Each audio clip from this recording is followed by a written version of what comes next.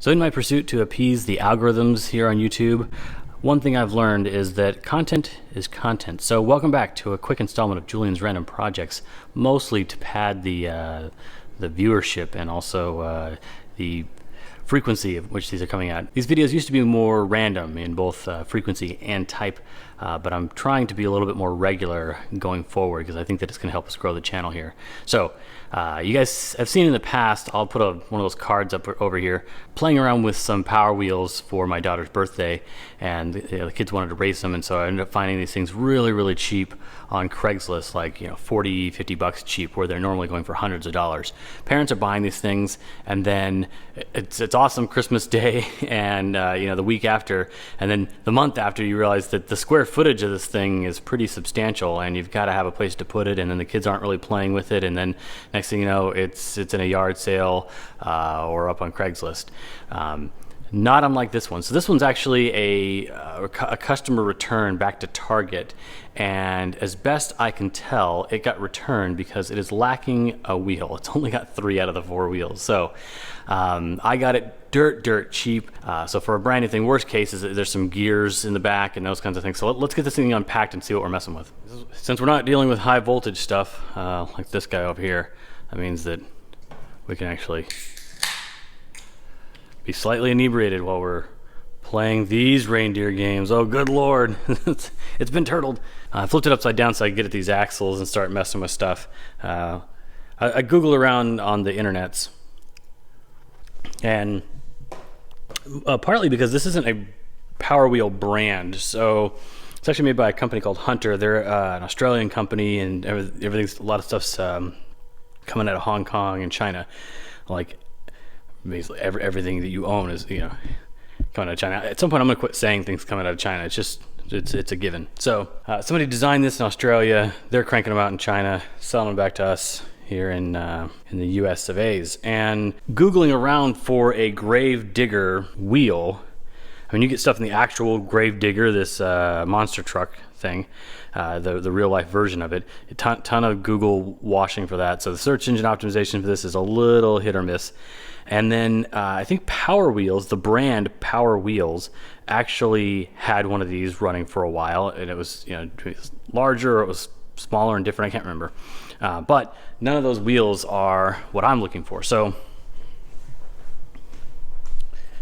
these are some decent wheels here in that they've got one of these rubber traction bands already built into it, which I tried to build something like that for the Power Wheels that we were modifying previously, and this is the best way to do it, just right from the factory, built into it, instead of wrapping the thing and messing around with that. So pretty decent tires, wheels, I don't know, tires, wheels, what are we talking about here? So my biggest challenge is that one of the 2 wheels that's missing, I think it's missing the right rear, and those 2 wheels are driven. This is 2-wheel drive, but also dual motor, so each wheel gets its own motor. And that adds this bit of complication, this plastic mating piece for the motor. There we go. So these guys actually couple up like so. If it was just the front wheels missing, I'd go out and get something like this. It just free spins. There's no traction here. There's a set of bearings on either side of this guy, and so I would toss that on there. It's actually better than what it has stock, because that's a straight axle onto plastic bearings, not bearings, bushings, sorry, plastic bushings inside the front wheels, and they just spin on this shaft by design. So if this was, we toss that on there, we'd be done, right? But it's not that easy. At least not today. So while I wait for people in Australia to wake up and take a call, or New Jersey, I can't remember, to see if they'll sell me a single tire, I'd really like to look at seeing if I can get something like this fabbed up, maybe have one-wheel drive it for a couple days until this thing one of these comes in the mail, or I stumble across just the right eBay auction and find someone that's parting one of these things out, and I can get the right rear wheel. I think I could probably get away with having 2 left rear wheels, but then this pattern for the direction of travel would be off. Yeah, and I could care less about that. So I'd take any wheel I can get as long as it had some of that stuff going on.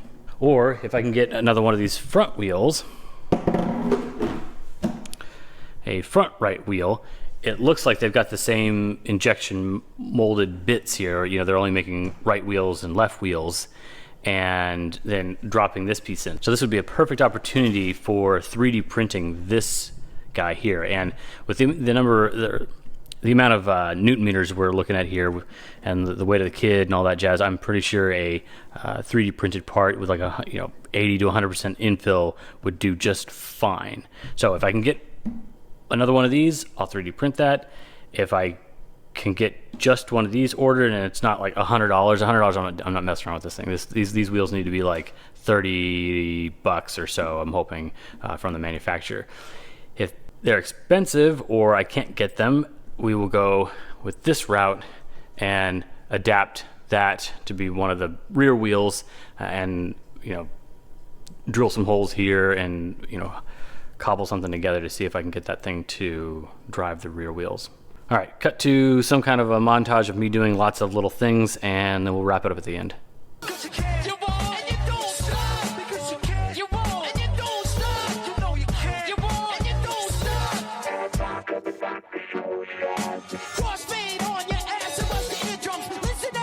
All right, so I had to account for the thickness of the plastic wheel. First time I did this, I made it the same length as the height of this, from either side between the two bearings. And had I put that on here, it would have been free. It would have been free to slide up and down this shaft as it pleased. So I extended it so that we'd lock it out. There we go. So that slides out, bottoms out there. Of course, this gear's not engaging. This is the bit we'd 3D print if we had to go this route. And then I put on a little Jubilee clip here to keep it from scooching this way. I mean, it's not like a load bearing clamp or anything like that, but it should do the trick. Yeah, buddy. All right, let's give that a go.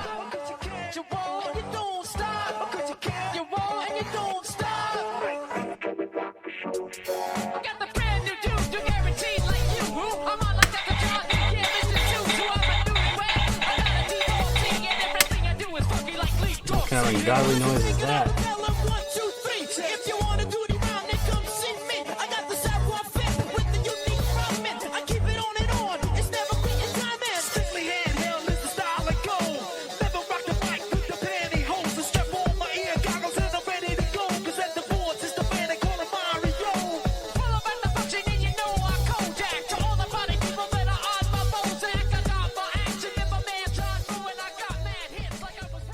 Learning from one of the tricks of the other Power Wheels that have like a high and a low speed, but there's still just one voltage being 12. What they do is they divide that 12 volts across two motors, so each one gets 6 volts. So I wired this up that way. It didn't come with the ability to switch it from high to low. Let's get this thing all buttoned up. That goes in there.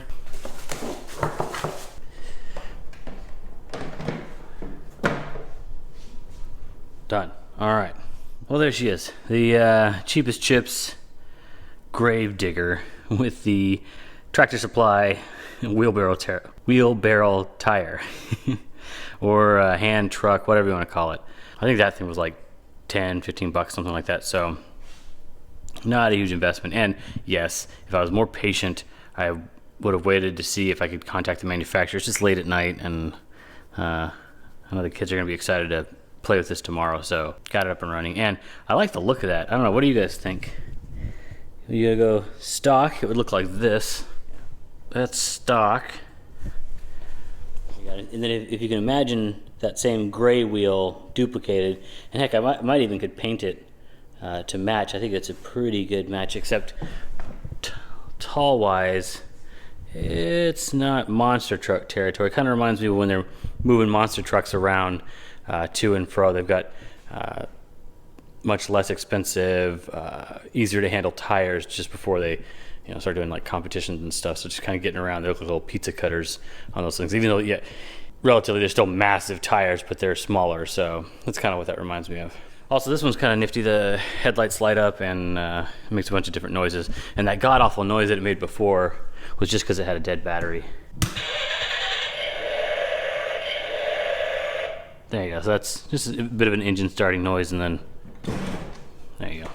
Pretty nifty little bit of kit here. So if you're new to the channel, make sure you subscribe so you can get random goofy stuff like this coming out of the garage here. And stay tuned.